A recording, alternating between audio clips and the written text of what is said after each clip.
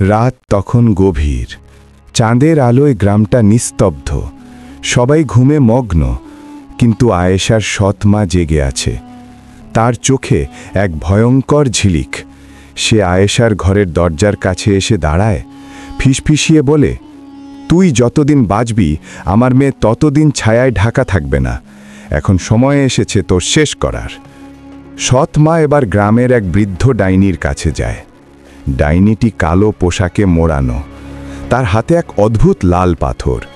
সে বলে, তুমি যদি সত্যি ও মেয়েটাকে ধ্বংস করতে চাও তাহলে ওর হাসি থামাতে হবে। যেই হাসি থেকে সোনা ঝরে সেটাই ওর আশীর্বাদ। সৎমা জিজ্ঞাসা করে, কিভাবে করব? ডাইনিটি ভয়ঙ্কর হাসি দিয়ে বলে, এই মিশ্রণটি ওর খাবারে মিশিয়ে দিও, ওর কণ্ঠ চিরদিনের জন্য হারিয়ে যাবে। পরের দিন সকালে আয়েশা বাগানে ফুল তুলছিল। সূর্যের আলো তার মুখে পড়ছে, সোনার কণা ঝরে পড়ছে মাটিতে। সেই মুহূর্তে সৎমা খাবার নিয়ে এলো, মিষ্টি পায়েস। খাও মা আয়েশা, তোমার জন্যই বানিয়েছি, মিথ্যা হাসি দিয়ে বলল সৎমা। দয়ালু আয়েশা কৃতজ্ঞ মনে খেতে শুরু করল, কিন্তু প্রথম চামচ মুখে দিয়েই বুকটা কেঁপে উঠল। গলা শুকিয়ে গেল, কণ্ঠ থেকে কোনো শব্দ বেরোলো না। সে চিৎকার করতে চাইল, কিন্তু পারল না। সৎমা আনন্দে হেসে উঠল, এবার দেখ কে হাসে কে কাঁদে। আয়েশা মাটিতে পড়ে গেল, চোখ দিয়ে জল গড়িয়ে পড়ছে। তার গলা থেকে কোনো শব্দ নেই, কিন্তু চোখের জলে বৃষ্টি নেমে এলো। আকাশও যেন কাঁদছে তার সঙ্গে। ঠিক তখনই আয়েশার গলায় ঝুলে থাকা সেই রূপালী শাখা হালকা আলো ছড়াতে শুরু করল। উত্তর দিকের বাতাস বইতে লাগল, আর সমুদ্রের দূর থেকে এক পরিচিত কণ্ঠ ভেসে এলো, আমি এসেছি আয়েশা। জলের ঢেউ ভেঙে উঠে এলো সেই কথা বলা মাছ রাজকন্যা রূপে। সে বলল, আয়েশা, তোমার দয়া ভুলিনি আমি, এখন সময় তোমার রাজ্যে ফেরার। মাছটি তার চোখের জল স্পর্শ করতেই এক অলৌকিক ঘটনা ঘটল। আয়েশার কণ্ঠ ফিরে এলো, চারপাশে আলোর ঝলকানি, তার পেছনে রেশমের রাস্তা তৈরি হলো, আর সেই রেশমের পথ ধরে আয়েশা সমুদ্রের দিকে হাঁটতে লাগল। সৎ মা ও তার মেয়ে ভয়ে স্তব্ধ। তারা দৌড়ে থামাতে গেল, কিন্তু এক অদৃশ্য ঢেউ তাদের ছিটকে ফেলে দিল। সমুদ্রের ভেতর প্রবেশ করল আয়েশা।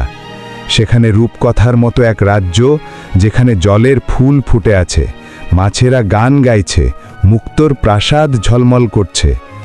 রাজা ও রানী তাকে বুকে টেনে বললেন, তুমি পৃথিবীর একমাত্র মানুষ যার হৃদয়ে কোনো অহংকার নেই।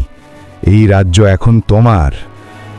আয়েশা সেখানে শান্তি পেল, কিন্তু একদিন তার মনে পড়ল তার বাবা, যিনি জানেন না মেয়ের কি হয়েছে। তাই সে বলল, আমি ফিরে গিয়ে বাবাকে দেখতে চাই।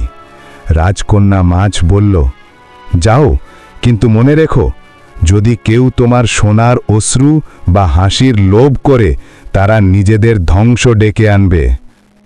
আয়েশা আবার পৃথিবীতে ফিরে আসে।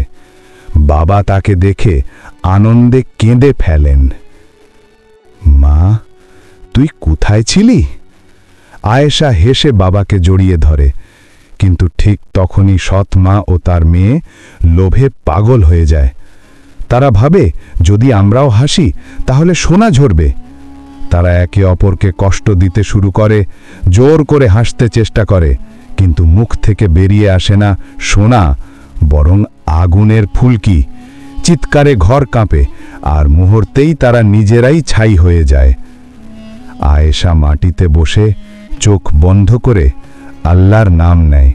তার ঠোঁটে নরম হাসি ফুটে ওঠে, আর সেই হাসিতে চারপাশে ঝরে পড়ে সোনার কণা।